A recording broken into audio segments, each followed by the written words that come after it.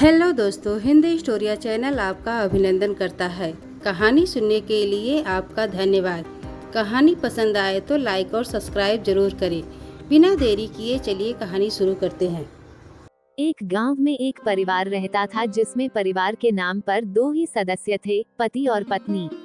पति एक मेहनती और समझदार किसान था। पति जितना होशियार व समझदार था, पत्नी उतनी ही सीधी सादी थी। चालाकी व हेर फेर बिल्कुल नहीं जानती थी, बल्कि उसकी एक कमजोरी ये थी कि उसके घर में जो भी बात होती उसे अपने तक नहीं रख पाती थी। मौका मिलते ही वह देवरानी जेठानियों को सारी बातें साफ साफ बता देती। उसका पति उसकी इस आदत से बहुत परेशान था। समझाता भी कि घर की बातें घर में ही रहनी चाहिए, परंतु वह आदत से मजबूर थी। उनका घर काफी छोटा था, तो पति ने सोचा कि क्यों न मैं खाली समय में कहीं गांव से दूर पत्थर निकालकर जमा करूं, जिससे घर को बड़ा बना सकूंगा। जब भी फुर्सत मिलती वह घर से फावड़ा, गैंती, कुदाल और पाठल साथ में लेकर ऐसी जगह की खोज में निकल पड़ता जहां आसानी से पत्थर निकाले जा सके। एक दिन उसे गांव से काफी दूर कुछ पुराने खंडहर दिखाई दिए जिनमें खूब सारी झाड़ियां जमी थी। वहां खुदाई करके काफी पत्थर निकाले जा सकते हैं, ये सोचकर उसने झाड़ियां साफ की और फिर खुदाई करनी शुरू कर दिया। खोदते खोदते उसे जमीन के अंदर एक कलश जैसा बर्तन दिखाई पड़ा। उसने कलश का मुंह खोलकर देखा तो उसके अंदर चांदी, सोने के सिक्के व आभूषण भरे हुए थे, जिसे देखकर उसे अपार हर्ष हुआ, परंतु वह फिर डर भी गया। उसके मन में कई विचार आए। इस भूते खंडहर से धन ले जाया जाए या नहीं, और ले जाऊं तो कैसे ले जाऊं। सोचने लगा कि यदि मैं ये धन दिन में यहाँ से नहीं ले जा सकता तो रात में इस वीरान व सुनसान जंगल से अकेले कैसे ले जाऊंगा।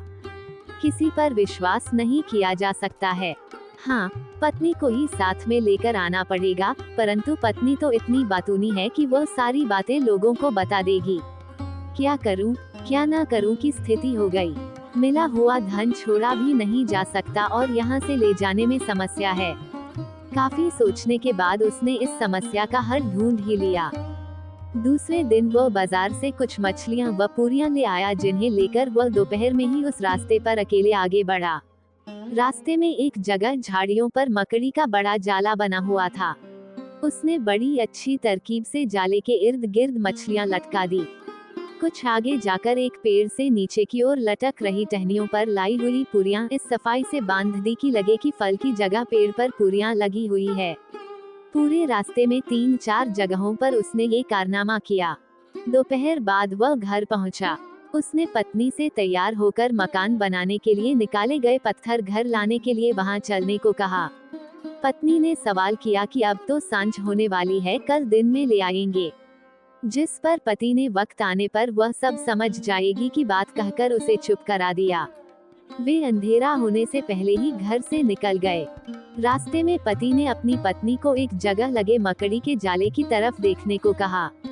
जैसे ही पत्नी ने जाले की तरफ देखा तो वह जोर से चिल्लाई, अरे यह क्या है, मकड़ी के जाले पर मछलियां फंसी है।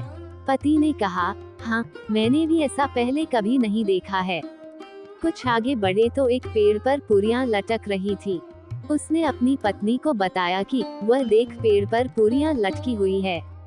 2-3 जगहों पर ऐसा देखा तो पत्नी को बड़ी हैरानी हुई।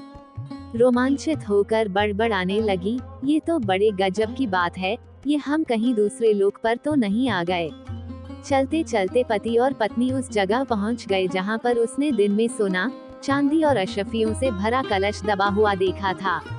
उन दोनों ने खुदाई की और उस धन से भरे कलश को थैले में डालकर घर ले आए। पत्नी रात भर सोचती रही कि इस बात को किसी को बताऊं या न बताऊं। हालांकि पति ने उसे इस बाबत अपनी जुबान पर ताला लगाने को कहा था, परंतु वह तो आदत से मजबूर थी। उसे रात भर नींद नहीं आई। सुबह होते ही वह पानी भरने गई तो जानबूझकर लंगड़ाकर चलने लगी। सहेलियों ने उससे पूछा कि क्या हुआ, क्यों लंगड़ा रही है। कुछ नहीं कह पहले तो उसने नखरे दिखाए, परंतु औरतें भी कहाँ मानने वाली थी। उसके पीछे पड़ गई। तब उसने भी ज्यादा देर न करके रात की घटना बता दी कि हमें एक जगह बहुत सारा धन मिला है, उसे वहां से घर लाते वक्त यह मोच आ गई है। उसे जगह का तो सही पता नहीं था, इसलिए जगह के बारे में नहीं बता पाई, परंतु उसने जो अद्भुत नज़ारे रास्ते में देखे थे वे भी नहीं बताए। केवल धन का ही बखान करती रही। पनिहारिनी घर लौटी तो खबर पूरे गांव में आग की तरह फैल गई। आखिर यह खबर राजदरबार तक भी पहुंच गई। राजा ने जब ये सुना तो पति पत्नी को उस धन सहित दरबार में पेश होने के लिए कुछ सिपाहियों को भेजा।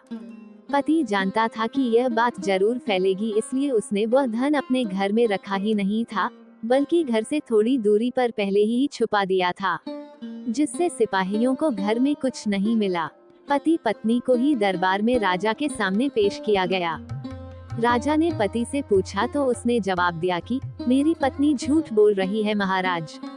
अगर इसने धन देखा है तो वहां पहुंचने वाले रास्ते के बारे में भी इसे अवश्य मालूम होगा।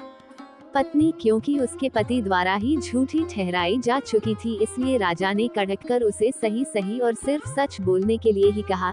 तो उसने घबराते हुए कहा कि महाराज, मुझे रास्ते का सही ज्ञान तो नहीं है, परंतु मैंने वहां जाने वाले रास्ते में कई जगहों पर झाड़ियों में मकड़ी के जाले पर खूब मछलियां फंसी हुई देखी और 2 जगह तो पेड़ पर पूरियां भी लटकी हुई थी। और सुनते ही दरबार में बैठे सभी लोग जोर से हंसने लगे।